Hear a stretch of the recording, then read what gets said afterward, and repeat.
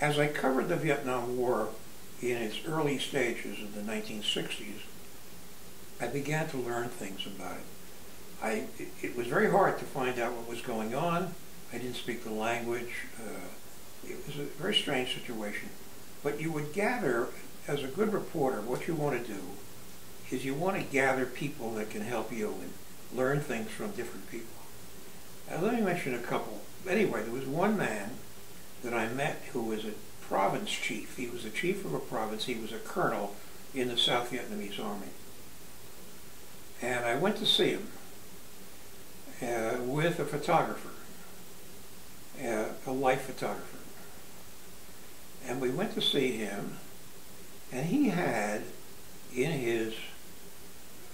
there in his office, he had a Viet Cong, an allegedly communist agent that he'd arrested, and he was going to torture him for our benefit.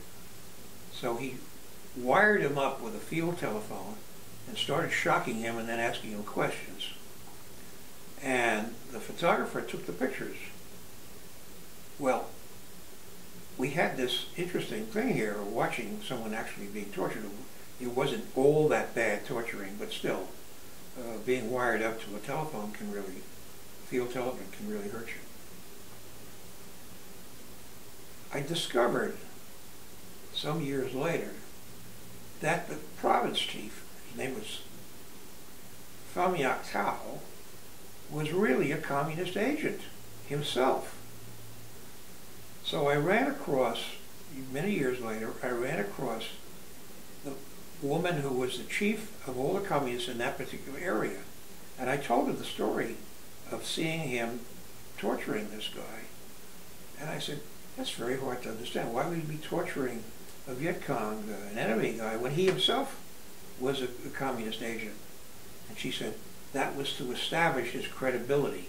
He wanted to show you that he wasn't one by torturing somebody else. But so much for that. He was later captured and killed himself by the government. The other guy that I knew who was a double agent was a very close friend of mine.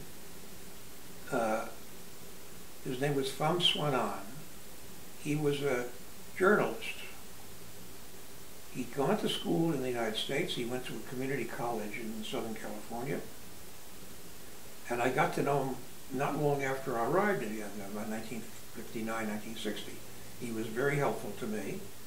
I never had the slightest inkling that he could really be a double agent and was really working for the communists. Until after the war, when I discovered he was. He was a swell guy. I really liked him. And most of the journalists really liked him too.